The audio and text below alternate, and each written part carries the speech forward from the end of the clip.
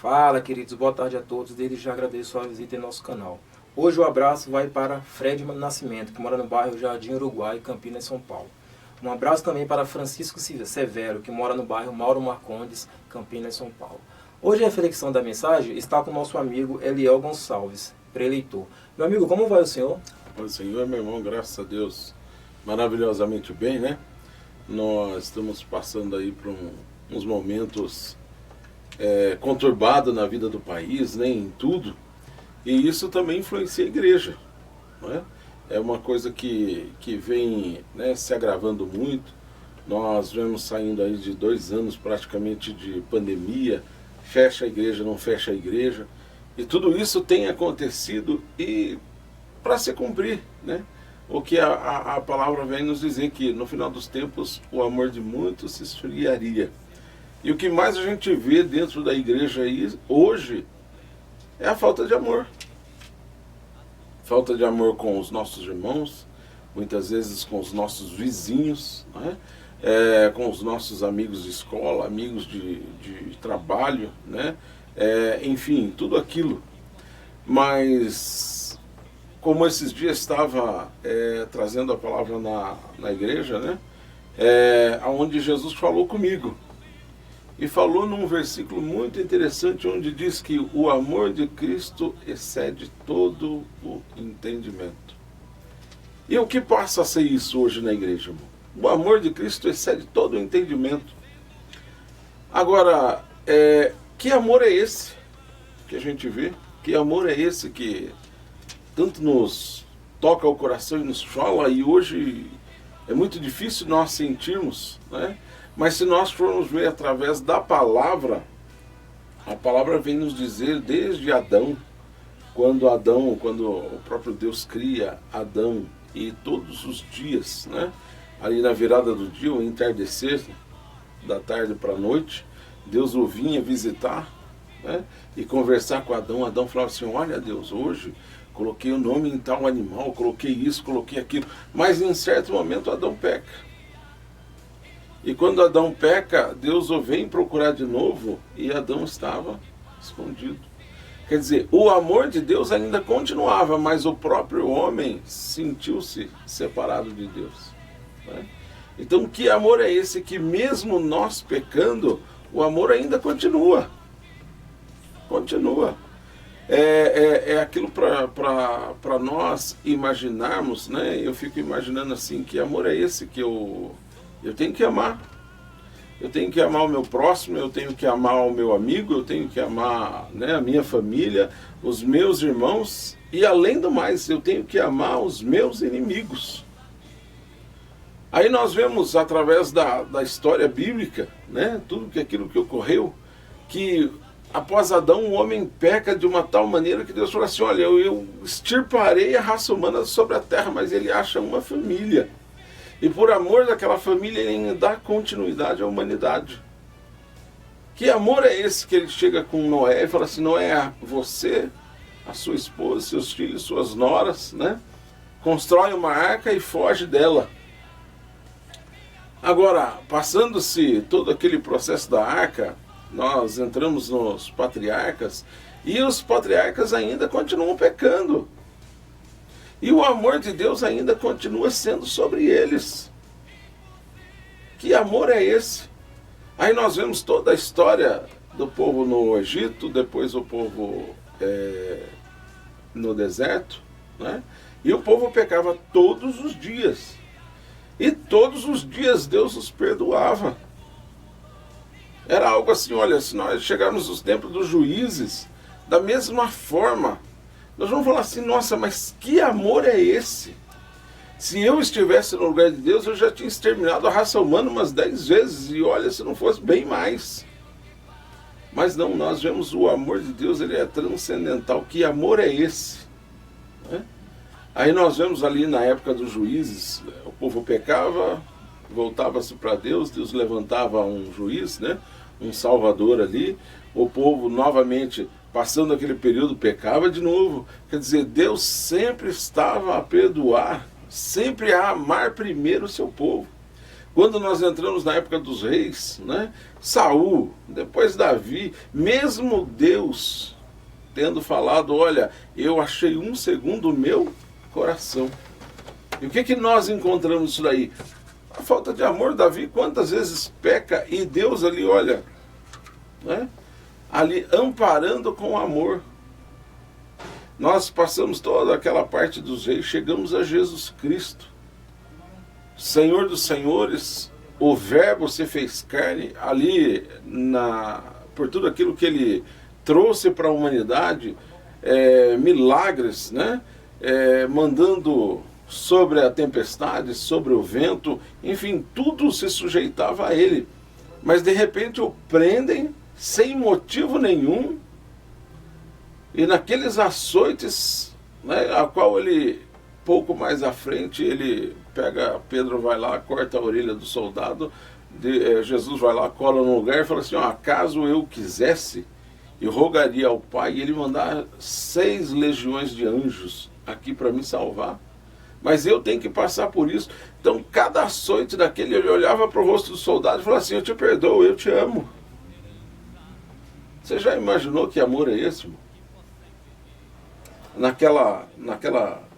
Todo aquele caminho até a cruz, né? A qual ali soldados, a população, enfim, todos aqueles gritavam, olha, mata, crucificam. E ele olhava simplesmente para todos, num estalar ou de repente num soprar, poderia exterminar com tudo, com todos, né? Mas o que ele olha para cima e fala assim, ó, Pai, perdoa, porque eles não sabem o que faz. Você já imaginou, irmão, que amor é esse? Aí quando Pedro chega para Jesus, né, e fala assim, Jesus, mas e aí eu preciso perdoar quantas vezes? 7 vezes? Jesus olha para Pedro e fala assim, não só 7, mas como 70 vezes 7. Quando você fala assim, 70 vezes 7, eu acho que se Jesus pudesse, parava o tempo ali, naquele momento, tirava, né? Ou seja, como Deus fazia com Ezequiel, pegava pelos cabelos, né? Levantasse Pedro pelos cabelos e falasse assim, olha a história da humanidade, como você pode perguntar para mim se eu devo perdoar 7 vezes? Se eu, por milhares e milhares de vezes, vim perdoando a raça humana até hoje. De repente Jesus vira para ele e fala assim, não só 7, mas 70 vezes 7. Né? Ou seja, aquele amor nos traz hoje que nós temos que perdoar. Porque se nós temos amor no nosso coração, nós perdoamos. Eu perdoo o meu filho, eu perdoo a minha esposa, eu perdoo os meus familiares, eu perdoo os meus vizinhos, eu perdoo, enfim, a todos, até no trânsito, que muitas vezes alguém fecha ou um motoqueiro passa meio que assustado, você já põe a mão para fora, já quer brigar com todo mundo. Não, para, tem que ser, não basta. Eu sou de Jesus, a minha vida é diferente e eu tenho que perdoar. Senão, como um dia chegaremos ao céu? Como? Então hoje, quando você entra, a gente visita as igrejas, vai para igrejas, né? O que você vê estampado no rosto de muitos? Sempre, não todos, né? Mas de muitos. Que aquilo há necessidade. Uma certa vez nós estávamos fazendo uma visita na casa de uma família. E para a gente é inconcebível que uma pessoa não possa perdoar. E nós fazendo aquela visita, chegou a tal momento que nós fomos fazer uma oração, né? Tinha até um pastor conosco, e esse pastor chegou para a pessoa e falou assim, olha, agora você repete comigo, eu perdoo o meu irmão. Ele falou, não, eu não perdoo. Mas a solução do problema dele estava ali, naquele perdão, naquela hora. E como a gente vai entender que ele não consegue perdoar? Para a gente é inconcebível. Por quê? Porque nós perdoamos. É tão fácil chegar ao céu. É a comunhão com Deus. É a minha vida, a minha salvação depende daquilo e eu não consigo. Né? O Espírito Santo tem que trabalhar, tem que agir nas nossas vidas, no nosso coração e arrancar. Temos que voltar novamente ao primeiro amor, é o que todo mundo fala. Todo mundo, quando imagina algo, você fala assim, olha, a igreja de 10 anos atrás, a igreja de 15 anos atrás, o povo de 20 anos atrás, aquele que orava, aquele que buscava, nossa, nós vimos batismo com o Espírito Santo, nós vimos milagres, nós vimos tudo aquilo aí, porque hoje não, se Jesus é o mesmo ontem, hoje e para todo sempre. Por que não?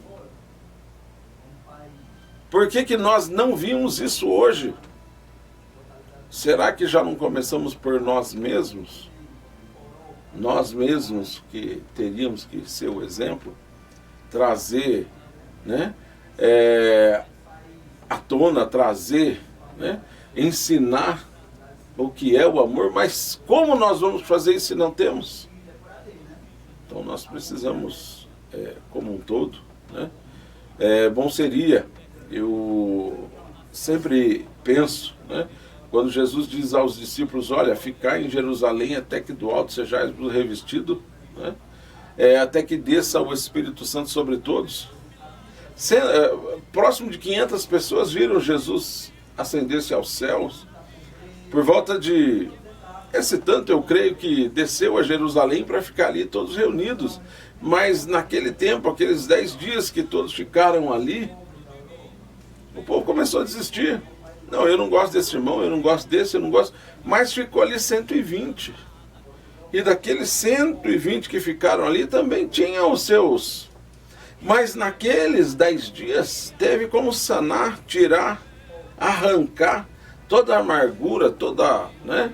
Ali nós vimos, se nós formos notar a história bíblica, quando Jesus chega aos discípulos e fala assim, olha, primeiro ele chega para Pedro, né? Pedro e André, olha, me siga. Né? Eles eram pescadores, depois mais à frente, andando um pouco mais à praia, ele encontra João e Tiago. Fala assim, ó, me siga. A Bíblia fala que João e Tiago era de uma, como se fala assim, uma companhia de pesca. Né? Os pais de João e Tiago tinham um barco de pesca, não sei se tinha 1 ou 2 ou 3, mas Pedro e André, se eu não me engano, eram de outra. Quer dizer, naquele tempo e hoje existe aquele conflito, você pesca mais que eu, ou você ganha mais dinheiro que eu, ou você... Não, mas tudo aquilo foi, naqueles 10 dias ali, foi sanado, aquela, né, preocupação em o outro ser melhor, o outro ser, né, maior, o outro ser menor. Aquilo ali foi 10 dias, porque a Bíblia fala assim, ó, todos eram num só pensamento e num só coração. O que nós precisamos hoje dentro das nossas igrejas? Isso como um todo, pode ser a igreja brasileira, a igreja na América do Sul, Europa, Ásia, né, América do Norte, América Central. O que nós precisamos hoje? É a comunhão plena do Espírito Santo, porque ele pode nos trazer o amor, nos trazer o perdão. E entendemos que não existe maior, não existe menor, e sim aqueles cheios do Espírito Santo que de fato se dobraram. Porque quando você vê a história dos apóstolos, não tinha nenhum ali formado, não tinha nenhum ali professor, não tinha ali, não, eram todos homens, trabalhadores, simples, que foram aprendendo com o mestre dos mestres, né? Com o Senhor Jesus ali, tudo aquilo que Jesus foi ensinando, e quando o Espírito Santo chega, ele precisa encontrar em mim um coração vazio para ele preencher. Mas vazio do quê? Vazio de todas as coisas que tem no mundo. Nós, muitas vezes, dentro da igreja, nossas famílias e tudo, nós queremos competir. E muitas vezes temos mais intriga que filmes e novelas por aí, nós temos dentro da igreja. E quando é que nós vamos parar? Falar assim, opa, nós vamos entender que no céu não existe placa, no céu não existe um banco separado para alguém, no céu não vai existir um cantinho onde vai ficar 5 ou 6, no céu não, é todos por igual. Esse é o nosso Deus, o amor que excede todo o entendimento, todo. Então, a minha compreensão é muito pequena daquilo que Deus pode fazer, do que Deus pode agir. Eu consigo ter uma visão terrena muito pequena. Agora, quando Deus abre, né? Quando Pedro chega para Jesus e fala, olha, eu preciso, os hebreus ou os judeus, né? Eles tinham por tradição, e ainda, se eu não me engano, ainda tem por tradição, perdoar 3 vezes. Eles perdoam a primeira, eles perdoam a segunda, eles perdoam a terceira. Se fizer a quarta, eles não perdoam mais não. Agora, quando Pedro chega a Jesus, ele fala assim, ó, eu vou ser maior. Por quê? Porque Jesus sabe que o judeu só perdoa 3 vezes. Então eu vou chegar para Jesus já por cima da carne seca. Eu vou chegar para Jesus e falar assim, posso perdoar 7 vezes, Jesus? O que Jesus responde para ele? Não só 7, mas como 70 vezes 7. Ou seja, infinitamente, desde que seja um perdão do coração e um pedido também do coração, porque eu tenho que largar aquilo e não fazer mais. Não é? É isso que nós precisamos. Precisamos de mudança de vida, mas quem é que pode nos dar? Quem é que pode nos dar esse amor que excede todo o entendimento?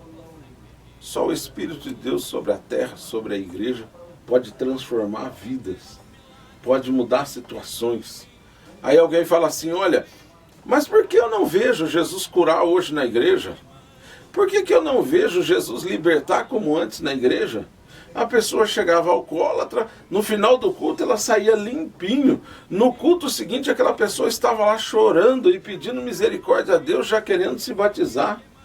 Hoje nós temos que ficar acompanhando até que Jesus de fato possa fazer, né, aquela libertação plena. Ou muitas vezes nós vemos algum dependente químico chega na igreja, ele fica 6 meses, depois 6 meses ele vai para o mundo de novo. Aí você fala assim, não, mas espera aí, Jesus não funciona mais? Não há mais libertação? Ou nós começamos a limitar? Espera aí, mas eu acho que tem certas coisas que Jesus não faz mais. Ele é soberano ou não é soberano? O crack, a cocaína, a bebida, o cigarro ou qualquer tipo de doença, né? Ele é ou não é soberano? Aonde está? Agora, eu tenho compaixão para o meu irmão? Eu tenho, né, entendimento do que aquilo que Deus pode fazer? Ou simplesmente Jesus cura, mas amém. Não, né? Não, Deus de fato cura, salva, liberta e leva para o céu. É coisa tremenda o tamanho e aquilo que o nosso Deus pode fazer. É coisa assim, né? Nós adentramos um pouquinho à frente desse texto onde Pedro, né, pergunta a Jesus. Aí Jesus mesmo já entra numa parábola dizendo o seguinte: Pedro, deixa eu te explicar, olha, eu vou contar uma parábola para você. Havia um rei, e aquele rei um dia chamou o seu contador e falou assim, vem aqui, amigo, veja nos livros quem é que está me devendo. O contador foi lá e começou, olha, fulano de tal te deve, chama ele aqui. Na hora que chama ele aqui, olha, você está me devendo há tantos anos. Aí ele vira para o soldado, põe ele na cadeia lá, enquanto ele não pagar, você não solta ele da cadeia.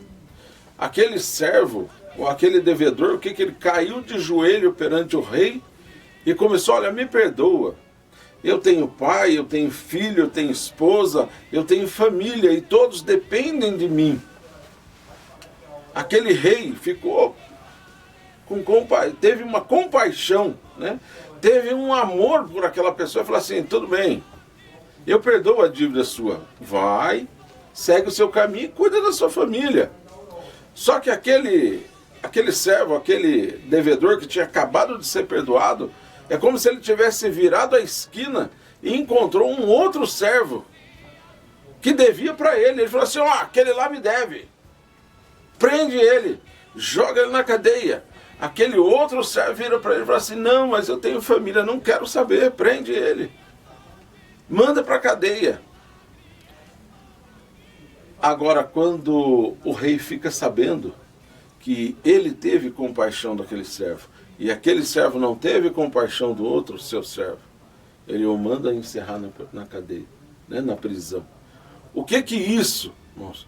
É que Deus teve compaixão, teve misericórdia, teve um amor que excede todo o entendimento, porque nós não merecíamos.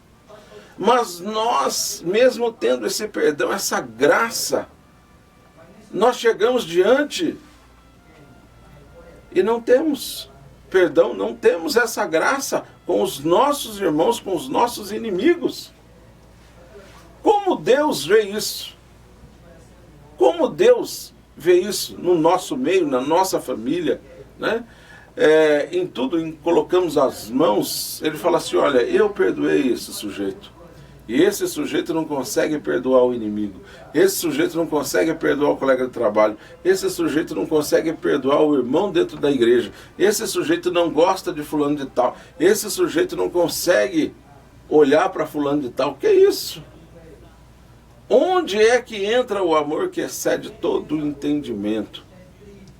Se nós temos o sangue de Cristo em nossas veias, se nós um dia fomos limpos por este sangue, ele corre em nós, nós também temos que ter esse amor que excede todo o entendimento. Quando nós voltamos para a história, né, existe lá os relatos no Coliseu Romano, né, dos cristãos que eram jogados às feras, eram fervidos em tachos de óleo fervente, né, eram cozidos, enfim, com todas aquelas atrocidades. Aqueles cristãos a qual sofriam naquele momento olhavam para toda aquela arquibancada, por todas aquelas autoridades.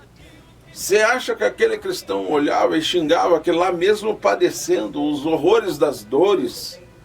Ele olhava para eles e falava assim, olha, Jesus, perdoa porque eles não sabem o que faz. Aí você fala assim, mas espera aí, Jesus perdoar lá na cruz, olhar para todos e dizer assim, olha, Jesus, Pai, perdoa porque eles não sabem o que fazem, é uma coisa, mas nós humanos fazermos isso? Aí eu vou te dar um exemplo humano. Quando estava sendo apedrejado Estevão, né, sem culpa nenhuma, simplesmente pela maldade. E eu acredito que cada pedrada que Estevão levava, se era pequena ou se era grande, aquilo doía. Eu acho que escorria dor, lágrimas, né, dos seus olhos, da sua face.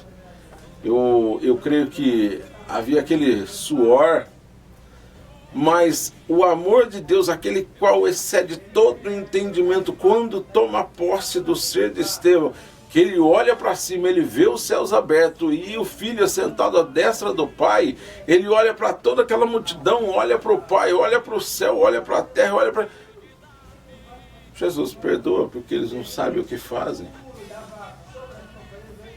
Para a gente alcançar, né, essa,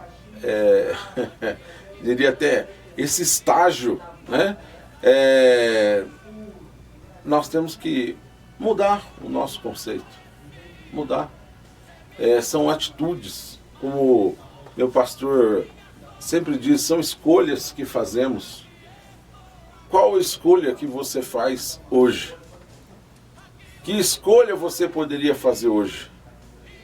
Eu escolho amar, eu escolho perdoar, porque ao mesmo tempo que aquele servo não perdoou o seu servo,